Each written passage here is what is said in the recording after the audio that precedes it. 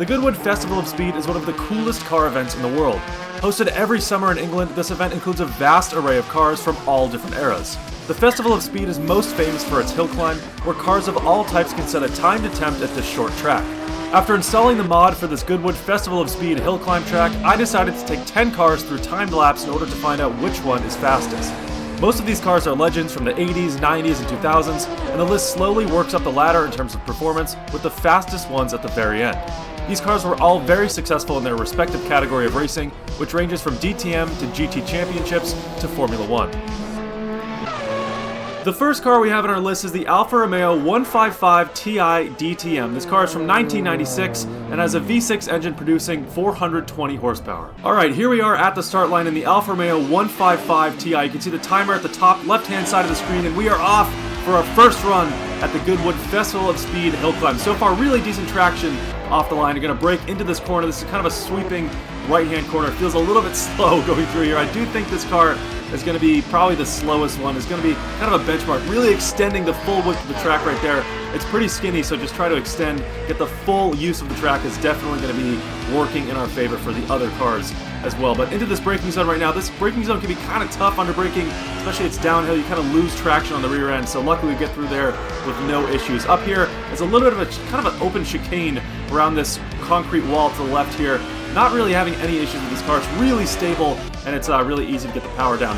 Again, feeling kind of slow through here, but this is the last couple of corners right here. Just a very open left-hander, and this finish line is just up ahead. Crossing the line right about now, and we set a 52.4, so that's going to be the benchmark for the other cars. This one is probably going to be the slowest. Next up, we have another DTM car. This one's a legend. It's the Mercedes 190E. This one is produced in 1990 and has an engine producing 370 horsepower. Alright, at the start line in the 190E, hopefully we're a little bit faster than the 155, but we're going to have to see. We're off at our second run, a little bit of wheel spin off the line, but luckily the traction control kind of kicks in at the last second right there. Into the first corner right here, going to take it a little bit close, I guess, to the inside. Probably could have extended the track a little bit better right there. Going to try to do a better job around here. Really extending, really close call. Almost flying off the side of the track right there. This car is definitely much harder to handle than the 155. It's a little bit less stable, especially out of corners. The power is kind of just put down really quickly. Good job breaking through there. It's really tricky with all the weight is on the front end of the car, so we get through there with no problem. Onto the uphill section of the run now, and we're going to have to see if we can get around here with no problem. Just slight tap of the brakes through there, and no problem whatsoever. Already into the last couple of corners, taking this kind of sweeping right, a little bit of a correction right there. Luckily, I think we're making pretty good time. I feel a little bit slow, but I don't know if we're going to be faster than the Alfa Romeo. Up to the finish line, we're going to see what time we do, and it's a 1:53.0, so actually a little bit slower than the Alfa Romeo, which is a little bit surprising.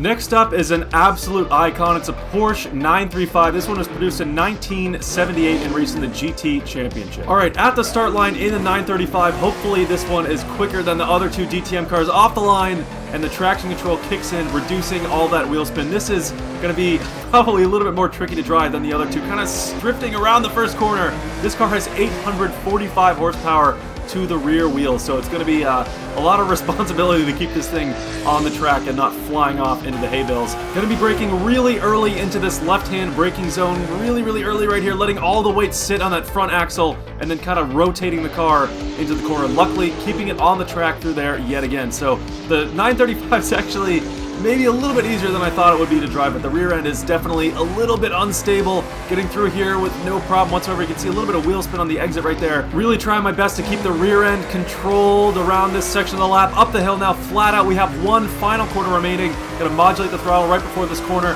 Flying up to the finish line now. Feels like we're gonna be going a little bit slower actually. And we set a 1:54 flat, so slower than the 190E and the Alfa Romeo. So kind of a big shock right there. Now we're really getting into the legends. This is the Ferrari F40, produced in 1987. This thing is an absolute animal.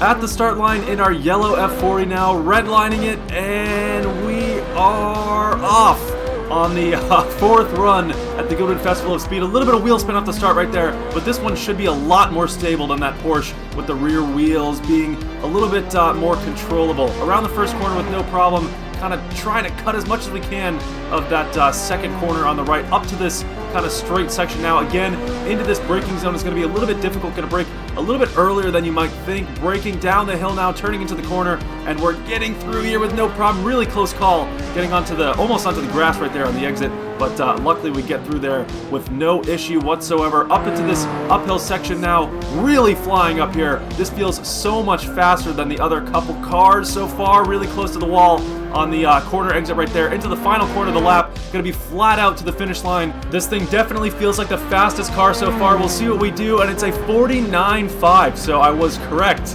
The F40 is the fastest of the bunch. Really kicking it up a gear now, we have the Maserati MC12 GT1. This car is from 2004 and has 580 horsepower. Alright, at the start line in the MC12, this one's a little bit more technologically advanced than the other one, so we're going to see how this goes.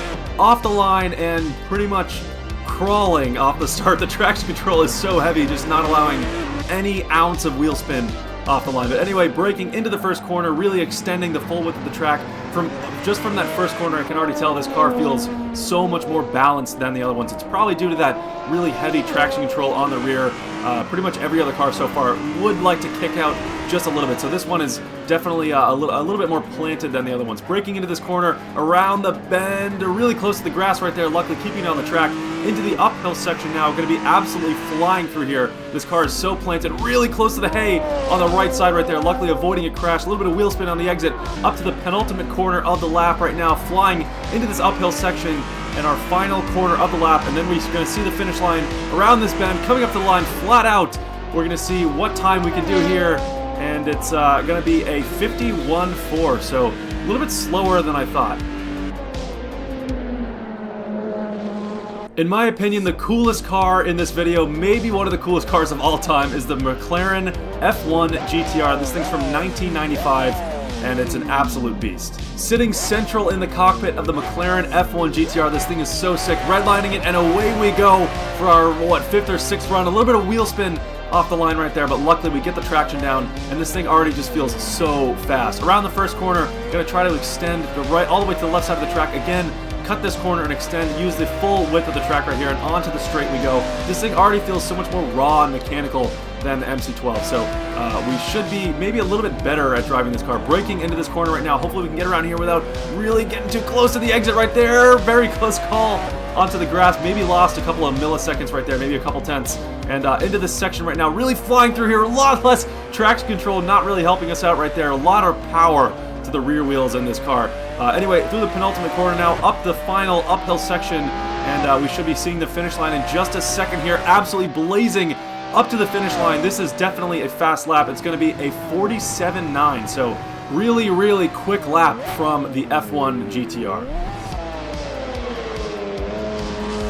Really going to be flexing the muscles now. This is the Mazda 787B. This thing's from 1990, and it produces almost 700 horsepower. This thing's an absolute legend.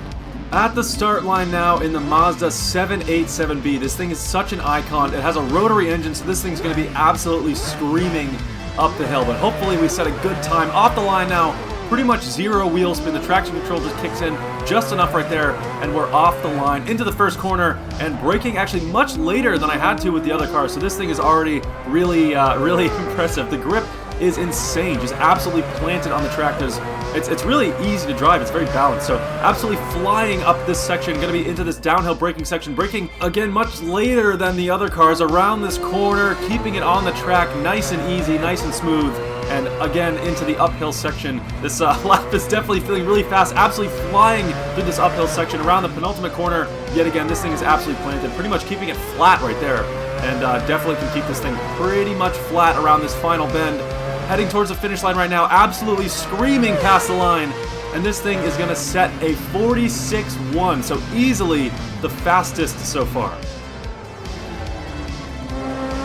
Yet another legend coming up to the start line. This is the Porsche 962C Longtail. This thing's from 1984 and and has around 650 horsepower. Alright, at the start line in this legendary Porsche, this should be a pretty comparable lap time to the Mazda, so we're going to see how that goes. Anyway, redlining now and off the line for our probably 7th or 8th run, I don't really remember. A little bit of wheel spin off the line, luckily getting that traction under control. Into the first corner, a little bit of understeer, kind of turns into snap oversteer right there at the exit of the corner, so that's maybe something to look out for. This thing is definitely going to be a lot more raw and mechanical, kind of similar to the McLaren F1, so that's definitely something we have to keep in mind, especially in a corner like this. Under braking now, trying to rotate the car through the corner, a little bit sketchy with the power output on exit, and luckily we get through there without completely spinning out, really flying into this uphill section. Last second tap of the brakes right there to avoid a huge crash into that wall, into the second to last corner of the lap. Really close call right there on the exit. This thing is definitely a little sketchy putting the power down, but luckily making it up to the finish line, blazing across the finish line, and the Porsche sets a 46.7. So pretty decent lap time there. Now we have the 1986 Lotus 98T Formula One car. It has over 1,000 horsepower, and it was famously driven by Ayrton Senna. I don't really know what to expect from this Formula One car. Obviously, it's an F1 car. It should be pretty quick, but it's from 1986, so I don't really have an indication of what kind of lap times we're going to be doing. But anyway, at the start line in the Lotus, releasing the clutch, and we're off for our 9th run at the Goodwood Festival of Speed. Really good launch right there. Pretty much zero wheel spin. This car does not have traction control, so I would imagine it's going to be a little bit tricky to drive, especially getting the power out of corners. So going to be a little bit cautious through these first couple of corners to try to test it out, but it feels actually surprisingly very balanced. A lot of grip, which I'm surprised about. I would expect the rear wheels to be really power hungry. Breaking into this left-hand turn right here, making it through with really no problem whatsoever. I thought braking might be a little sketchy through there, but this car is pretty much surprising me at every corner so far. It's actually surprisingly very easy to drive. Into this penultimate corner, a little bit of a touch on the grass, really trying to save it right there, really close call. Luckily keeping it on the track. That was definitely what I expected more of throughout the rest of the run, but anyway, up to the finish line, and that was surprisingly a pretty good run. We're going to set a 47.8, so a little bit faster than I was expecting.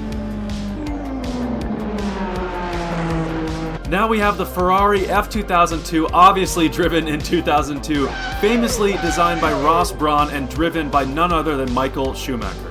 I am fully expecting this to be the fastest car of the bunch by a mile. What we have to focus on right now is getting perfect RPMs for the launch, make sure we don't get any wheel spin, releasing the clutch right now, right about 14,000 RPM off the line, and pretty good start, pretty much zero wheel spin. Already flying up the gears, this thing is so fast, into the first corner, cutting really close to that inside grass, really trying to extend the track as much as I can, gonna really try to aim for probably a sub 41, 42 second lap time here. Absolutely flying up the hill, under braking now, into this left sweeping turn, really getting around there with no problem whatsoever. This car is absolutely just eating up everything on this track, flooring it up this uphill section.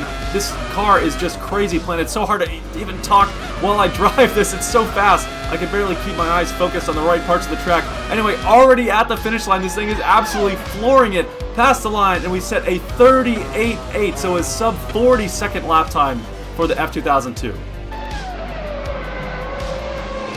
Final car of the group, we have the Lotus Type 125. It's actually a production formula car built in 2010. I'm expecting that this should at least tie or maybe be a little bit faster than the F2002. We're going to have to see. Off the line right about now. Really good start, pretty much minimal wheel spin off the line, and already making our way towards the first corner. Braking towards the first corner. The steering is really responsive, much more responsive than I thought it would be. That means it's really planted to the track, so really good aerodynamics on this car. Absolutely flooring it, again, up to this low braking zone, long sweeping left hand, braking much later than the other cars, again extending all the way to the right side of the track, and again flying up to this uphill section, up around this corner, really flooring it up through here, no problem whatsoever. Again, this car is just eating up everything on this track.